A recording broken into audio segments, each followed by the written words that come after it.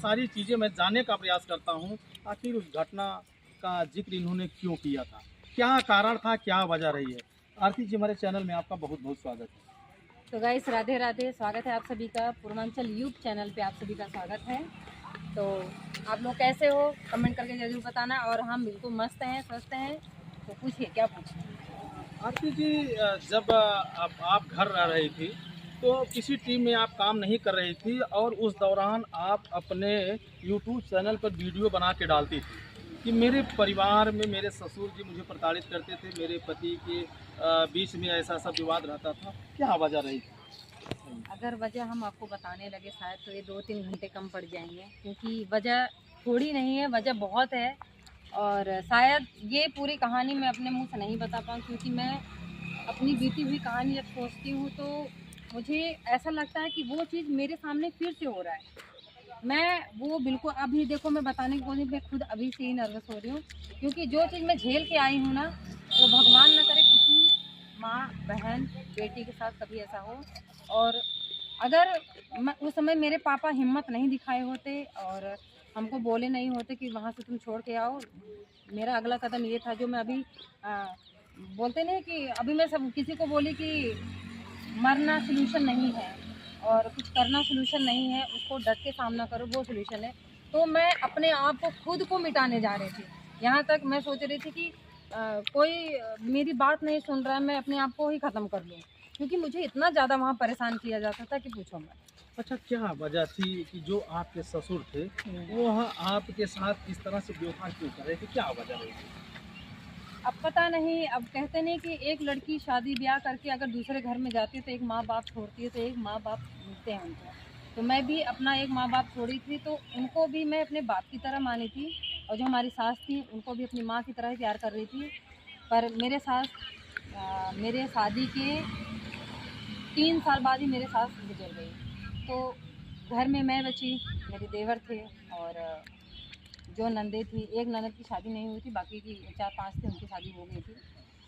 तो मैं कुछ टाइम, ये कहते नहीं है कि ससुर अकेले हो गए सास के मरने के बाद। तो हमने जब शादी हुई, जब से शादी हुई मेरी, तब से मैं अपने हस्बैंड के साथ मुंबई में थी। ससुराल में ज़्यादा रही नहीं थी।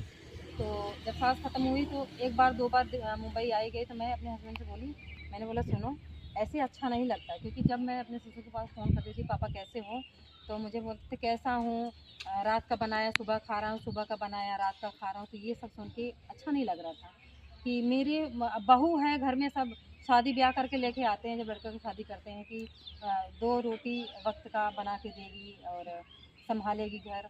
तो ये सब हम सोच के अपने पति से बोले, एक बार मुंबई से लेके आए। मैंने बोला ऐसा करो, टिकट बना लिए थे मेरे हस्बैंड, बोल रहे हैं चलो मुंबई चलते हैं। मैंने बोला ऐसा करो, इस बार मुझे छोड़ दो, क्योंकि सब यही बोलेंगे कि बहू नहीं सोच रही तो क्या लड़कों को भी नहीं सोच, अगर लड़का नहीं सोच रहा है तो बहू को भी तो सोचना चाहिए।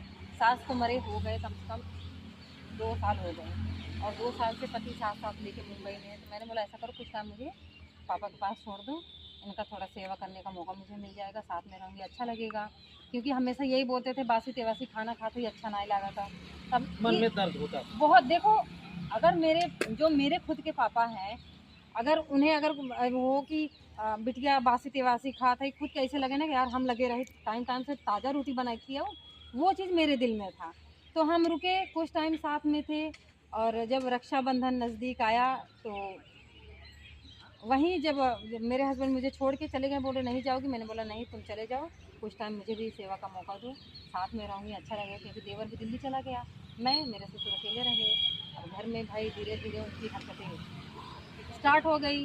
फर्स्ट टाइम कहीं हाथ पकड़ना, कहीं घर में बिना बोले घुस जाना, और बहुत कुछ ऐसे हरकतें ही जो कि अगर आप वीडियो बनाओगे तो कम से कम 10-20 पार्ट आप लोगों का वीडियो बन जाएगा। हाँ, तो हमने देखा था कि आपने कई पार्ट में वीडियो बनाया था कि 1 पार्ट, 2 पार्ट, 3 पार्ट, 3, 4, 5 सब कई पार्ट में आपने वीडियो बनाया था। अच्छा, उनके मन में ये विचार कहाँ से आ गया?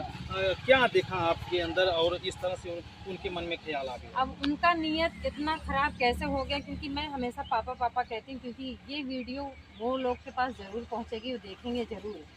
और पता नहीं क्यों ऐसा दिमाग में इतनी गंद आ गई। हम तो कहते हैं इतना गंद नहीं आना चाहिए था। क्या अपनी बेटी के प्रति भी ऐसे सोचते हो? कोई भी हो, ससुर अगर बहू के बारे में इतना गंदा सोच सकते हो कि अपनी बेटी, पहले अपनी बेटी को देखो, क्योंकि मैं भी किसी की बेटी बन के तुम्हारे घर में बहू बन के आई हूँ। तुम इतना गंदा नियत डालोगे, हम तो भाई अपने तरफ से बाप ही मान रहे हैं तुमको, अब तुम कहीं और ही ट्रैक पे जा रहे हो। हम तुमको पसंद करते हैं और ये वो फलाना ढिमकाना, हमको बच्चा चाहिए, मेन मुद्दा था उनको बच्चे का। तो बच्चा उनको चाहिए था, तो क्या आपके पास पति नहीं थे? पति से जो बच्चा होता उनका नहीं होता? नहीं तो मेन ये चीज़ था, बताना नहीं चाहिए, फिर भी हम सोशल मीडिया पे हम बता ही देते हैं कि उन्होंने मेरा 2 साल तक दवाई करके, मुंबई में भी मेरी दवाई चल रही थी, तो डॉक्टर बोल रहे हैं इनके अंदर कोई प्रॉब्लम नहीं है। जब उनका urine test, blood test doctor मांगते थे तो वो कतरा जाते थे, वो देते। मैं बोलती भी थी कि तुम अपना क्यों नहीं दे रहे हो, हमारा ही जांच करवाए बिना कुछ हुए मुझे इतनी दवाई खानी पड़ती थी कि मैं परेशान हो जाती थी। बल्कि यहाँ भदोही से भी अपनी दवाई चली हुई है। तो बहुत बार बोला, भदोही में जो हमारी नर्स थी उन्होंने भी बोला कि आपके हस्बैंड का यूरिन और ब्लड टेस्ट चाहिए, तो वो बोले हम मुंबई जाके भेजेंगे, डॉक्टर यहाँ है मुंबई जाके भेजेंगे। तो हम तभी समझ गए कि ये कतरा रहे हैं, किस चीज़ के लिए कतरा रहे हैं, कि ऐसा कुछ ब्लड यूरिन दे देंगे, कुछ उनके अंदर कोई प्रॉब्लम होगी जो हमें पता चल जाएगा। तो वो दिए नहीं, और अभी तक मुझे ये पता नहीं चल पाया है कि वो क्यों नहीं दिए। और उन्होंने दूसरी शादी भी की है, जो कि मेरे छोटे भाई की वाइफ थी, उन दोनों ने वहाँ की शादी कर ली है। अभी तक 2-3 साल उनकी भी शादी हो गई, उनको भी बच्चा नहीं हुआ है। अच्छा, तो इस दौरान आपने ऐसी विषम परिस्थितियों में जो है आपने डट के सामना किया, और हमने आपके वीडियो को देखा था उसी समय, तो मेरे मन में ये ख्याल आया था कि मैं आरती से एक दिन ज़रूर मिलूंगा और इस सच्चाई को मीडिया के सामने लाऊंगा, लोगों के सामने लाऊंगा। जो घर में बहू बेटी अकेली रहती हैं तो उनके साथ कभी भी ऐसी घटनाएं घट सकती हैं। तो इन सब का सामना आपने कैसे कर लिया, कि ऐसी हिम्मत आपके अंदर आई, और क्या आपके पति इसका आपका सहयोग नहीं कर रहे थे? अरे यार,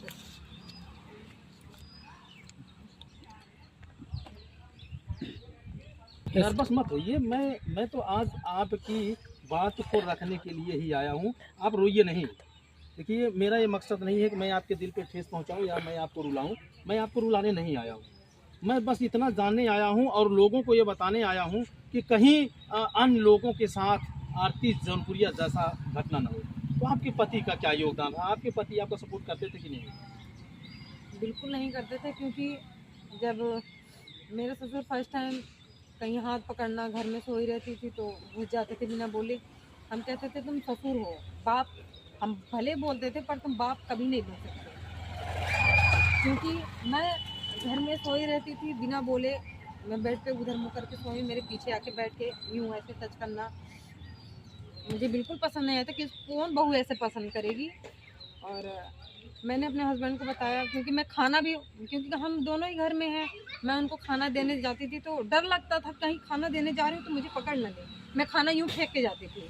तो मेरे मम्मी से फ़ोन करके बोलते थे कि आरती मुझे दुश्मनों की तरह बर्ताव करती। मैंने अपनी मम्मी से बताती थी, मम्मी का यही कहना रहता था कि बिटिया जायदा अब हम बोलब घर खराब होए और छूटी छूटा होए, मम्मी ये सब चीज़ से बहुत डरती का थी। दिल आरती जी, बहुत बड़ा होता है। बिल्कुल। और हर चीज़ शेयर करती थी, मम्मी आज मुझे इस तरह से परेशान किया गया, मम्मी बोली जायद बिटिया जिन बोला। पर ये सब बात मेरे पापा के कान में कभी नहीं पहुंचा। एक दिन ऐसा था, बहुत ज़्यादा तंग करते थे। हस्बैंड की रही बात, मैं उनसे बताती थी कि देखा तो पापा ऐसे ऐसे हमारे संगे करते कहा था, हम मान ही नहीं सके थे। हमके पूछा, जब पूछे, अगर जैसे हमारे ससुर का हमारे सामने कभी फ़ोन पे बात नहीं की, जब भी अपने बेटवा से बात की हुई, हमारे घर के सामने छोटकी नहर गई बा, वहाँ जाके फ़ोन में बतिया। हमके इतनी हिम्मत है मेरे सामने बतिया ना, तू अपने बेटवा से का बतिया था हमारे सामने बतिया, कितना सच झूठ बोलता हम बोलब ना। कभी कभी बात ऐसे सुन लेते थे, ठीक है अपने पापा से हम पूछेंगे, पता नहीं पूछते कि नहीं पूछते। जब हमारे सामने बात ही नहीं हो रही है, हम कैसे माने कि तुम पूछ रहे हो। फिर एक बार 2 बार ऐसे बताया, रात को 1 बजे 2 बजे मेरे हस्बैंड मुझे फ़ोन करके गाली दे रहे हैं, माँ बहन को गाली दे रहे हैं, अरे तुम्हारी माँ को बाप को बुला के मैं विदा। मैंने बोला तुम मत विदा करो मुझे, मैं खुद चली जाऊँगी, ऐसे नरक में कौन रहेगा। तो बोले हाँ। मतलब वो भी अपने पिता के सपोर्ट में आ गए बिना सच्चाई जाने। हाँ, नहीं सच्चाई में सब कुछ बताती थी। वो मुझे बोलते थे यकीन नहीं करते। हाँ, नहीं यकीन नहीं करते थे। जब यकीन नहीं कर रहे हो तो मरो तुम भी अपने बाप के साथ, हम थोड़ी मरेंगे यहाँ पे। क्योंकि वो चीज़ मैं झेल रही हूँ, एक एक सेकंड में कैसे काटती थी वो मेरा दिल जानता था।